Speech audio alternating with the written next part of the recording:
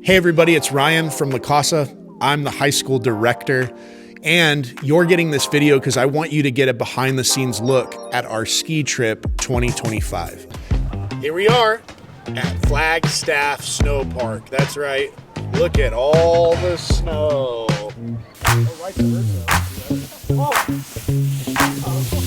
Just kidding. They make their own snow so we can still tube, which is super cool. And in a few seconds, you're going to see them come down, and you should cheer them on. That would be awesome of you. See you soon. Oh, he hit.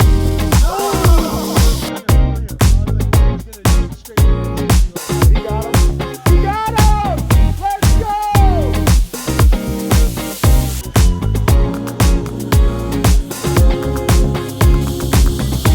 Let's go, bro! Hey guys, it's Sales and Olivia, and today we're going to show you a video of our cool trick.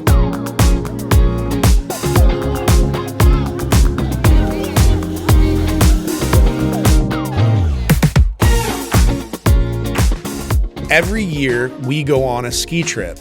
We go up to Flagstaff and we spend some time up there at a church called Shepherd of the Hills Lutheran Church.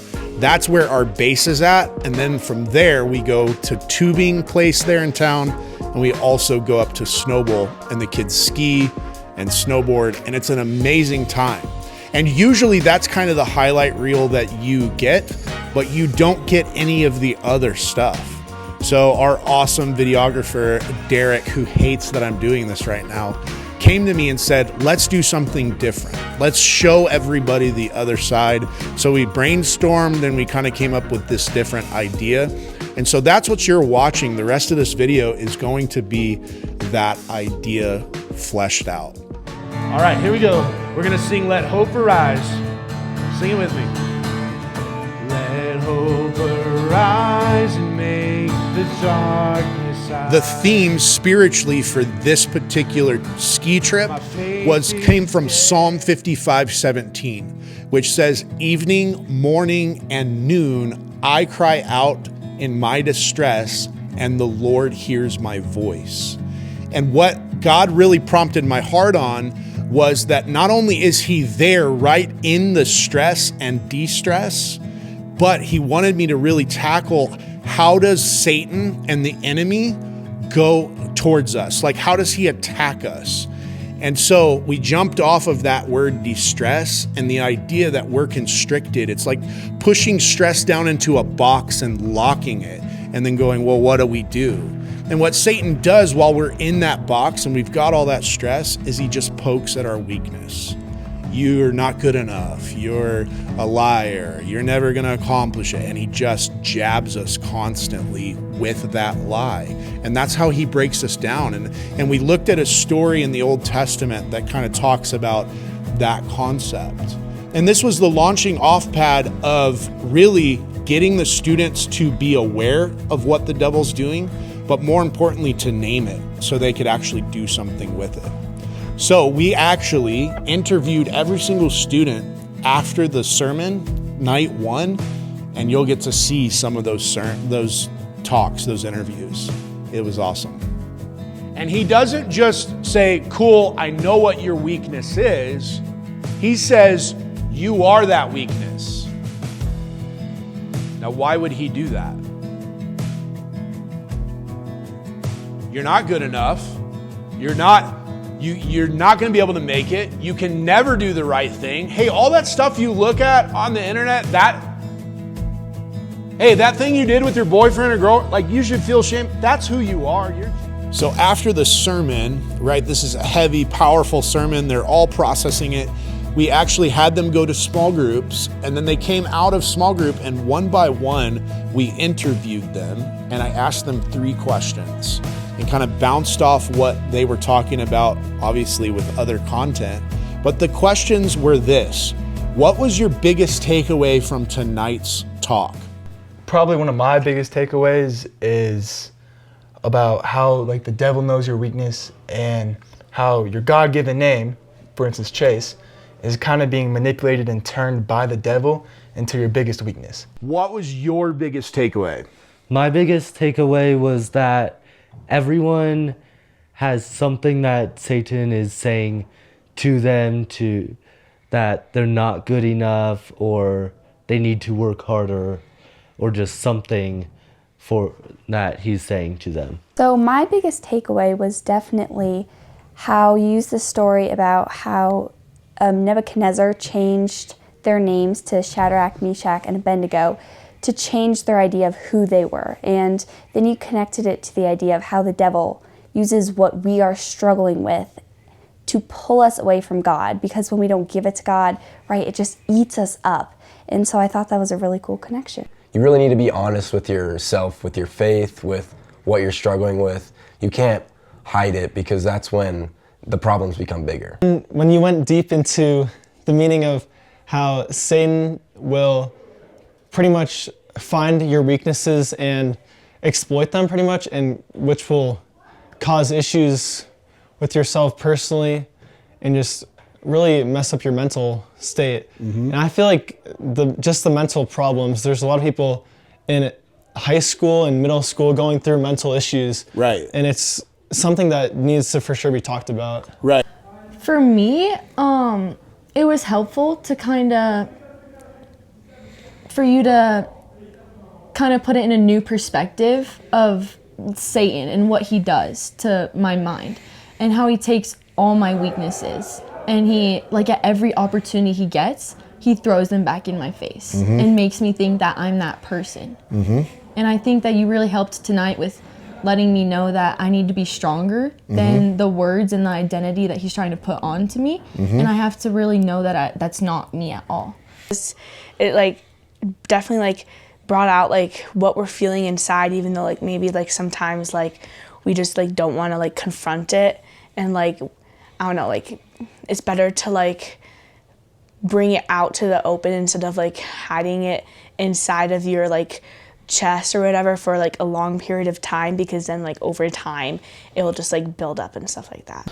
My biggest takeaway overall is that I think everybody could just be a little bit better about self-introspection and just knowing where they're at, being honest with themselves, and just like, I mean, that's a big part of it, really, just being honest with yourself. You know, you have to know where you're at before you can take any steps to improve on whatever you think you need to improve on, whatever's an actual issue in your life.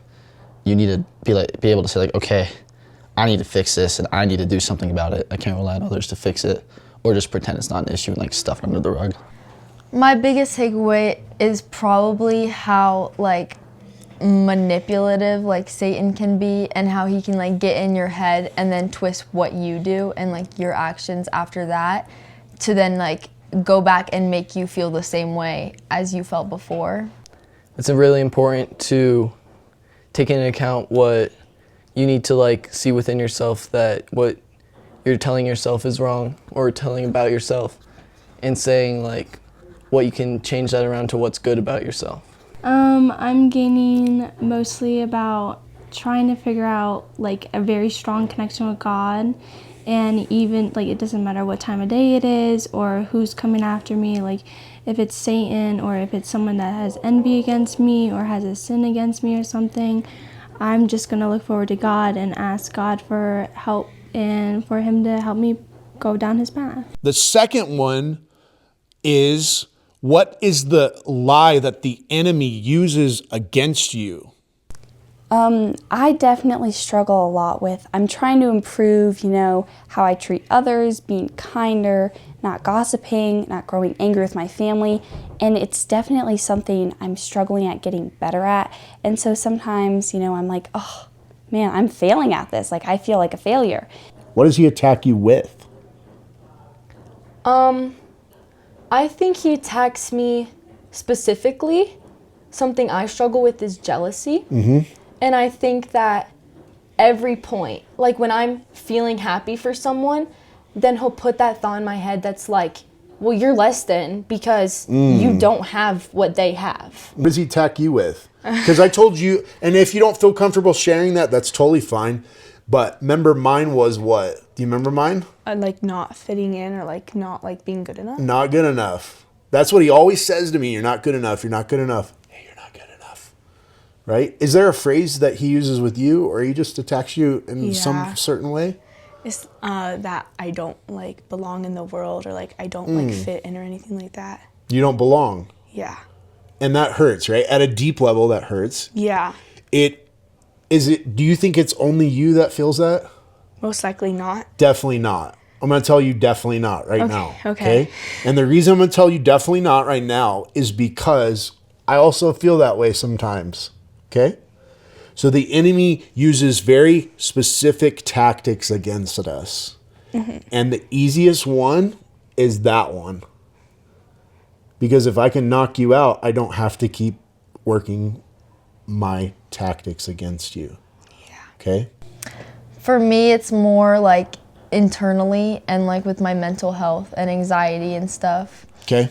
Like you're never going to get over it? Is that what he says to you? What is it? Is that what he says? Yes. Okay, you're never going to get over it. You're Yeah. never going to get past it. Yes. You're never going to get the help you need. How does that make you feel? It's like that I'm never gonna get over Yeah. it. Yeah. He's just beating me up with stuff that he put in my head just to try to trick me. And God does not think it's okay. And I'm more focused and more leaned onto God's point of view because I have more belief in him than in Satan. Yeah. Because I've always heard stories about Satan and how dangerous he is and how manipulative he is and how he can gaslight you into doing things that you don't want to do and take you away from God when God is your number one answer. What do you think that is that he's trying to distract you from? Just general, like, the fact that I think sometimes I get too distracted with worldly things. Also, like, focus, and that's really all I can think of. So for you personally, what's that one lie he attacks you with?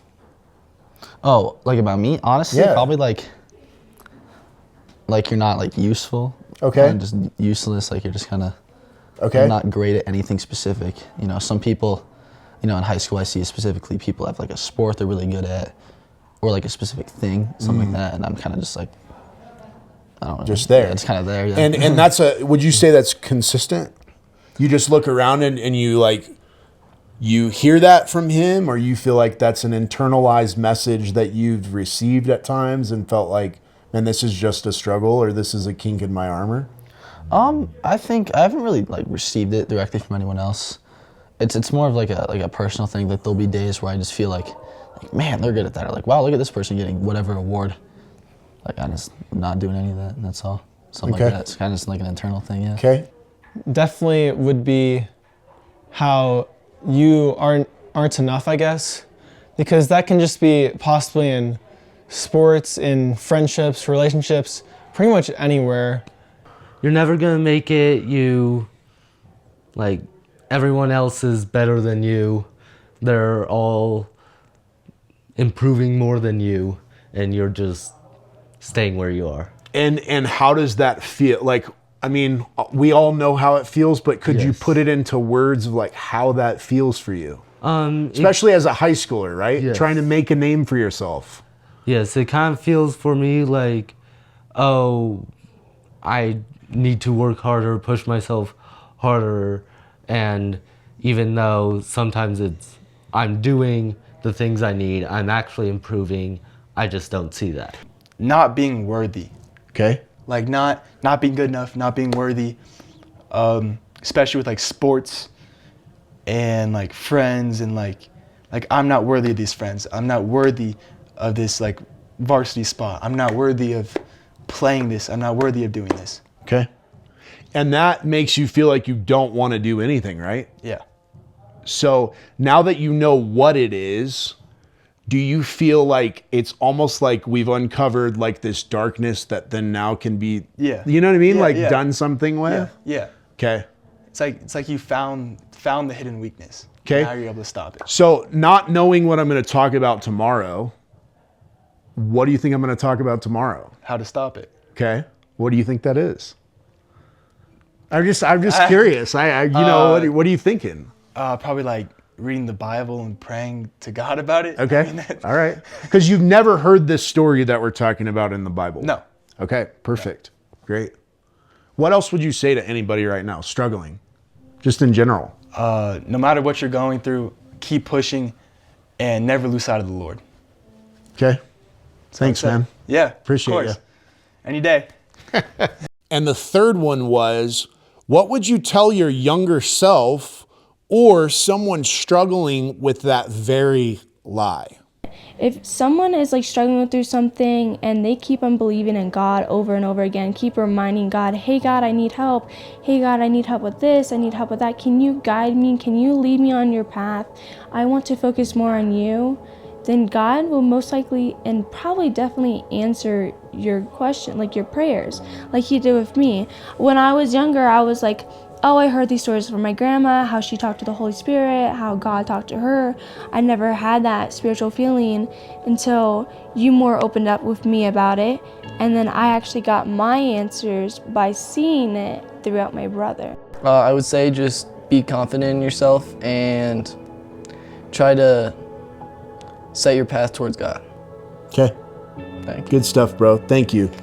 That it's hard right now, and it might stay a little bit hard, but eventually it is going to get better and you will move past it. And there might be bumps in the road, but at the end, find what you need to get over that and just keep going. Love it. Thank you. Yep. Good job. Just find something. Just go. You have to try things. You have to see things. Like I found some stuff that I'm pretty decent at. Okay. And it's like, it doesn't have to be physical. It doesn't have to be like an academic thing. Literally anything that you're like halfway decent at, and that'll make you feel good about yourself. Okay. And I think just trying stuff will help you.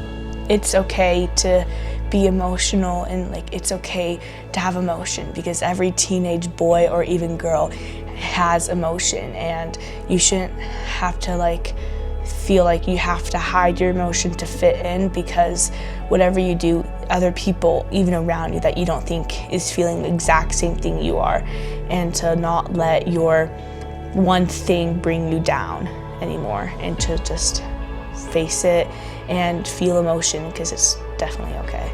Love it. Thank you. You rock. Thank you. I have flaws, and I'm gonna try to work around them, but God will always be there to He's really the way to make the flaws better, and just He's the true way. There's many ways you can try to make stuff better, but the true way is really to grow that connection with God. Love you, bro. Thank you. Thanks for diving deep there. Yes, thank you. I think that if I was just listening to the sermons and not taking it into my own hands and also adding on to what like the message was, I feel like I wouldn't have as much of a personal connection with God. Instead, I would just kind of be like, it's almost like he's telling you to do this, but then I read the Bible and it's like, okay, this is what he's telling me to do. It's not just like, this is what my pastor's telling me to do. This is what God's telling me to do. Right. So you're going to take it right back to the source. You're going to say, hey, this is what was said. Is it true for me? Right? Is that what you're saying? Yeah. And it's like, I would take the pastor's message and I'm going to use that because it's like obviously very beneficial. Sure. But then just to like get a better understanding of the message, I open my Bible. I would just say to first be honest with yourself, see what your personal problem is, and then reach out to friends, family, youth pastors, anyone that could like help that may have the same problem or know how to deal with your problem. I would share that, well, one, he's not true. Like, he is doing everything he can to get you away from God, to get you out of your Bible, to get you questioning your faith. And then two, like, Jesus is so real. I had so many doubts, and that was like a really hard season for me. And after like researching those doubts, like look into them. And that was definitely something that I would tell my younger self.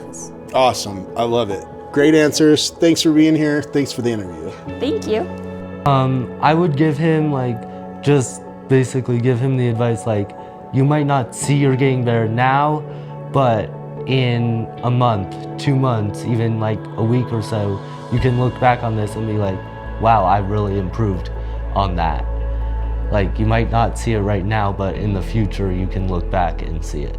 You just watched that, and some of y'all are inspired. Some of you are crying, looking for Kleenex, and you're having all sorts of emotions about how amazing God is in these students' lives. And I would 100% agree with you. I'm fired up. I'm ready to see what God continues to do in these students' lives. But I know that there are some students that aren't plugged in right now that need to be plugged in. And maybe that's your kid. Maybe you're just struggling to get your kid involved. And I would highly, highly, highly encourage you to do that. And the easiest way to do it is not on a Sunday and not on a Tuesday, not even on a Wednesday. It's to go on a trip, because what they do is they get insulated and basically put into a group that's so solid spiritually that they begin to build friendships, and more importantly, they begin to build their faith. And that's why these interviews are even possible. A lot of these kids have been in our ministries for a long, long time. So don't wait. Get your kid plugged in. In fact, if you go on the website or wherever you're viewing this, if you go to lacasa.com and you go to the youth section, the high school section, our next trip is right up to bat. It's summer trip 2025. And the very same thing is going to happen on this trip. In fact, during this trip, we're even going to Six Flags. We're doing some extra fun things. So make sure your kid gets on this trip so that they can begin to start forming these relationships with peers, but more importantly, forming their relationship with God. You are loved, you are cared about, and God loves your kid. And I love your kid, and I want to see them follow him and love the Bible and love him just as much as these kids do.